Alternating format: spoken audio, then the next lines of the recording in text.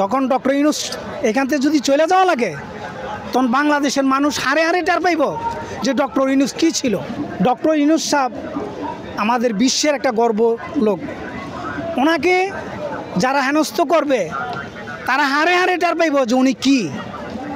উনি এরকম একটা লোক যে বিশ্বের মানুষে ওনাকে সম্মান দেয়, অথচ আমাদের বাংলাদেশের মানুষে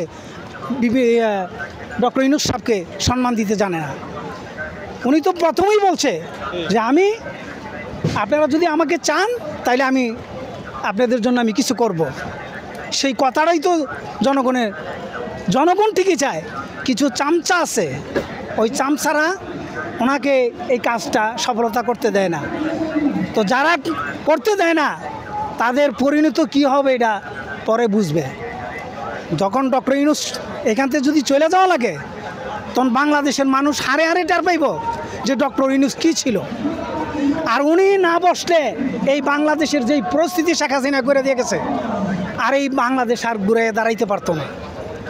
তা আমি জনগণের কাছে এবং জামাত ইসলামী আন্দোলন সবাইকে বলবো, আপনাদের জীবনের নতুন ইতিহাস রচনা হয়েছে 2024 সাল।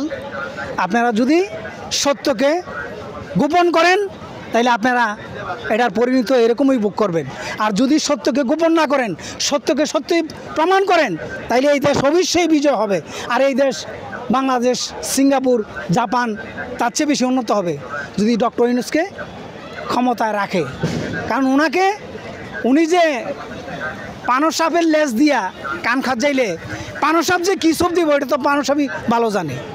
এই জন্য আপনারা পানো সাপের লেজ দিয়া কান খাজাইয়েন না। যত দলই আপনারা বড় দল কন, জিডিআই কন, এইটা করে দিবেন, এইটা করে দিবেন। আপনারা চুরি কইরা দেশকে শেষ করে দিছে একদল, আবার চুরি কইরা দেশ শেষ করছেন, আবার শুরু করছেন নাটক। আমি কই সবার ডক্টর ইউনূস যা বলে আপনারা সবাই তা শোনেন।